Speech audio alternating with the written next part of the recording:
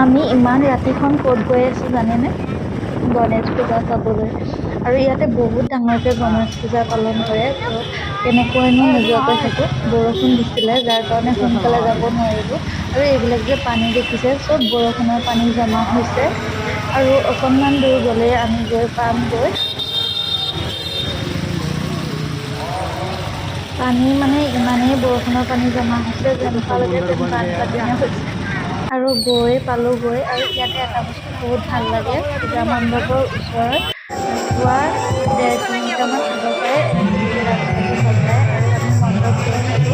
মণ্ডপলৈ গেটেদি যোৱা নাই, পিছ চাইডেদি গলো কাৰণ সেইটো ফালে বহুত টাইম আমি ভিৰৰ মাজেদি যাব লাগিব। পিছ চাইডেদি গৈ ইয়াত মণ্ডপৰ সন্মুখত পালোগৈ। চাওকচোন মণ্ডপটো ইমানেই ধুনীয়াকৈ বনাইছে মোৰ গোটেইখন লাইটেদি আৰু এয়া লাইটটো নৰ্মেল লাইটে যেতিয়া লাইটৰ এটা শ্বট দিয়ে 10-12 মিনিটৰ সেই লাইটৰ শ্বটটো আমি দেখা নাপালোগৈ। মানে অকমান টাইম ৰখিলে চাগে দেখা পালো হয়, কিন্তু ভিতৰৰ শ্বটটো দেখা পালো। আৰু ভিতৰলে যাবলৈ ইয়াত এটা কাৰণেই ভাল, মতা মানুহ বিলাক এটা চাইডে আৰু মাইকী মানুহ বিলাক এটা চাইডে। ইয়াত মিক্স নহয় মানুহ বিলাক।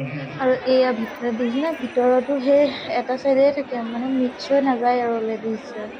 আৰু ইয়াত চাওকচোন গণপতি ইমানেই ডাঙৰ বাপ্পা হয় নহয়, চাওকচোন ইমান ধুনীয়াকে। আৰু ইয়াত মানুহ দেখাম চাব দেই, ৰ'ব মই দেখাই আছো। এইবিলাক চাওকচোন মানুহ মানে বহুত বেছি মানুহ, একদম বহুত পিছলৈকে মানুহ আছে, দেখাই নাপায় মানুহখিনি। আৰু আমি এয়া একদম সন্মুখলৈকে যাবলৈ চাইছিলো আৰু এইটো হৈছে ভিতৰৰ শ্বটটো। দেখিছেনে লাইটেদি গোটেই মানুহবিলাকে মোবাইলত ভিডিঅ' বনাই আছে। চাওকচোন কোনো মানুহে নাছিলে চাগে বাকী ভিডিঅ' বনাবলৈ, চব মানুহে মোবাইল কেমেৰাতে আছিলে। চাওকচোন ইমান ধুনীয়া লাগিছে নহয় বাৰু। এনেকে আমাৰ ঘৰৰ ফালে বনোৱা মই আজিলৈকে দেখাই নাই আৰু নবনাইও এনেকে কেতিয়াও। এতিয়া আমি বেলেগ এটা মণ্ডপলৈ গৈ আছো। তাতো মানুহৰ সংখ্যা কম নহয় চাব দেই। এতিয়া আমি প্ৰথমটোত থাকি এইটো অলপমান সৰু, কিন্তু এইটো জানো সৰু গতে লাগিছে। সেইটো চাওকচোন কিমান ধুনীয়াকে মণ্ডপটো সাজিছে, বহুত ভাল লাগিলে। লগৰজনীক কলো ভিতৰলৈ যাওঁ, তাই ভিৰ দেখি নগলে আৰু মই বোলো অকলেই যাওঁ, মানুহজনো নাযায় ভিৰৰ কাৰণে। ত' মই ভিতৰলে অকলে যাবলৈ চালো। ভিতৰলে গৈ আপোনালোকক গণপতি ভালকে দেখাই আছো। এইয়া চাওকচোন কিমান ধুনীয়া নহয়নে? আৰু সজাইছে চাওকচোন কিমান ধুনীয়াকে। ইয়াতে এটা বস্তু ভাল নালাগে মোৰ, ইয়াতে আমি পূজাস্থলীত গ'লে সদায় চাকি এগছ দিবলৈ পালে বা ধূপ এডাল জ্বলাব পালে ভাল লাগে। ইয়াতে জ্বলাব নাপাওৱে। আৰু এয়া প্ৰসাদ আনিলোগে, আনি গোটেইকেইটাই খাই বৈ আমি এতিয়া যাম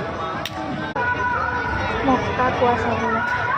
যেতিয়া মানে প্ৰসাদ খাই আছিলো দেখিছেনে, গৰমৰ কাৰণে ঘামটো কিমান পৰি আছে কেনেকুৱা।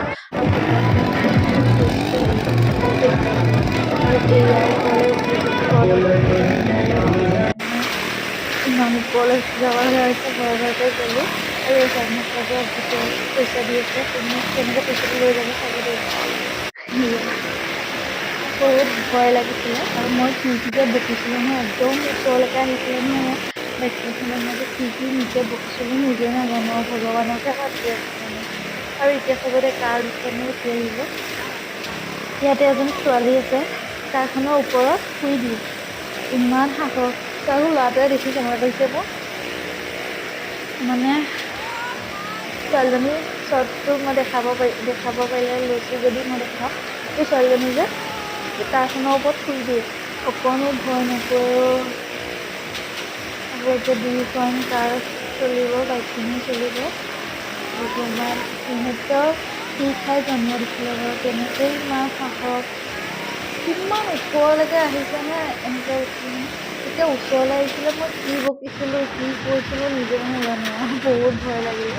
আৰু মই দ্বিতীয়বাৰ চাবলৈ নাযাওঁ, পুৰা ভয় লাগি গ'ল আৰু ইমানখিনি চাবলৈ হিম্মত নহয়। যোনে ইয়াত অকণমান খেলিলে, খেলাৰ পিছত মই চটপটা খালো, খাই ইয়াতে বেলুন দৌৰালো। এইখনত কাৰ উঠিবলৈ ভয় লাগে ক'বচোন। তাৰপিছত আমি ওলাই আহিলো, খাই বৈ আহি ইয়াতে এটা টি চাৰ্ট বনালো গুণৰ কাৰণে। আৰু ভিডিঅ'টো ইমানেই আছিলে, ভাল লাগিছে যদি লাইক কৰি দিব।